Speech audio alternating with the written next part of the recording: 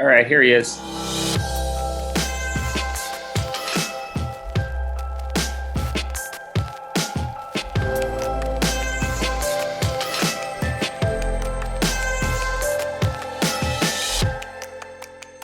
Student. And how it all happened was the then husband of Lindy Evangelista, Gerald Marie, said that you should teach girls how to walk. And I thought, huh? In my head, I'm thinking like, why did he think that you would be able to do that? Because he would see me giving girls advice backstage. So stand up straight when you walk. Girl, walk like this. Girl, be like this. Put your hand here. No, open up like this. Me and my, gift of gab, right in my mouth.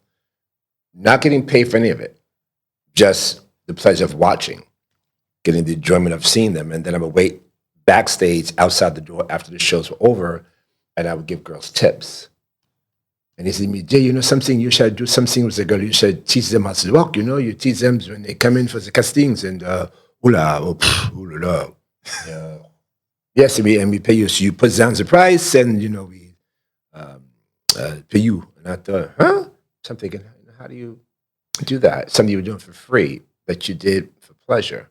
Because I knew who you were long before I met you. Mm-hmm. And I always was like, this is extraordinary how this guy from the Bronx became this industry figure of like, I teach them how to walk. I am the one who knows, like, here's how you do it. And just like how you even got to that position of like knowing and being the one who was like, yo, you got to talk to Jay because Jay knows. Imitating them. I mean, I would, in my old apartment with my roommate Glenda, I would use the bar as the photo pit. And I would hang clothing in the bathroom. I would turn on music and I would go in and change my clothing, see how quick I could change clothes and walk out there. Yeah, I was naturally born crazy. But now it's called talent.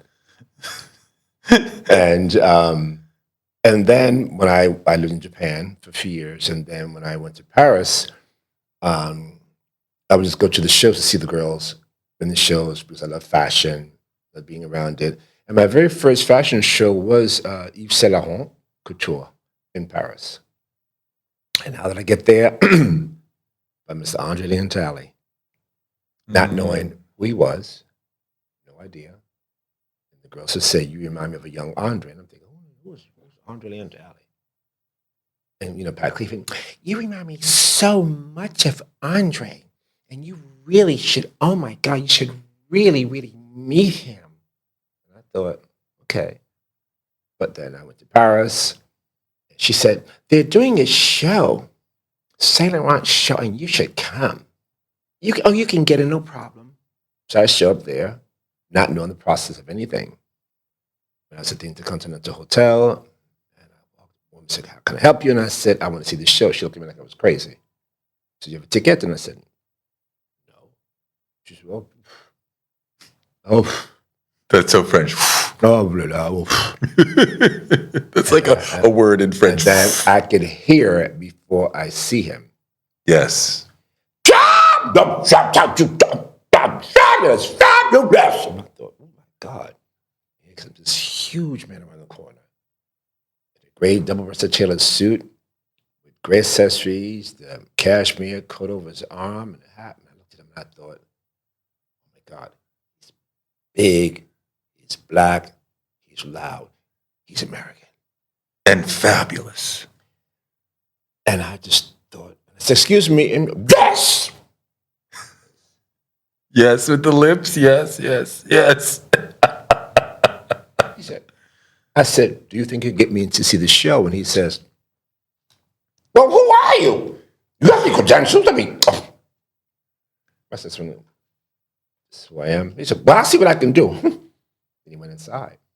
About 20 minutes later, a woman came out and said, Mrs. Talley says, you can come to see the show, but we don't have a seat for you. You have to stand. And I was like, oh, okay. And I went inside and I was like in heaven. I was like, oh my God. The stuff that I saw on the magazine covers and Women's Wear Daily and W, all the little pictures of all the girls coming to Runway. I was in that room. I was in that room with the chandeliers and the, red velvet and gold gilded chairs. I was in that room. And I waited for Andre for about maybe an hour and 20 minutes after the show, but he never came out. He never came out for me to thank him, and then I didn't see him again until I saw him on the street in passing. And then we became friends when we did Miss Universe in 19... the year the Lord did one. We were in Cyprus. I mean, he had an extraordinary impact on your life and on many lives as a major voice in this world. Yeah, but I didn't know. Time. But I didn't know who he was or the voice then. Right. I just, like I said, my role models. Whenever anyone, as I'm hearing now a lot of, seeing people myself on TV. So when I saw André, I didn't know what André did. He was just some tall black guy, man, came in powerful voice, powerful in stature and height, but I didn't know what he. But did he help you to feel like I can be whoever I want to be in this world? Because look at him. No, I was already there. How did you even get there? Just born into a baby. Came out of uterus just like that. I take no tea for the fever. Where I spit, no grass grows. I've been authentic my entire life. I mean, what it is to be gay now, not easy, but easier than when you were growing up, than when we were growing up. So I wonder, like, the challenge of being, hey, fuck it, I'm gay, I'm out here, whatever, I'm me in the Bronx. But that was never a challenge for me. Why not? I just went and did my thing. I never got get people saying shit, people want to beat you up, people want to fuck your ass up if you said, no, Miss J like to fight. Because you can fight. Miss J like to fight, baby. No. Just be very clear. Don't, like Russell Simmons said, this nigga like to walk around them high heels and suits. Hey, we like to fight. No. I've never had a problem with who I was. Never. My entire life. Never. Did you come out to your mom or did she know it? I think she knew when I came out of her, I think she knew. My mother, the gay pride parade was on TV. They were in front of St. Patrick's Cathedral. I'll never forget this. My mother had the Flintstones jelly jar with some dude's white label in it, Pall Mall Gold, and a mayonnaise jar filled with ice water. And she was watching the gay pride parade and watching the news, and they were screaming. And my mother, I remember, puffed on a cigarette. She would keep that cigarette in her mouth, and it'll be smoke would be going one eye, be closed, so she'd have the eye closed.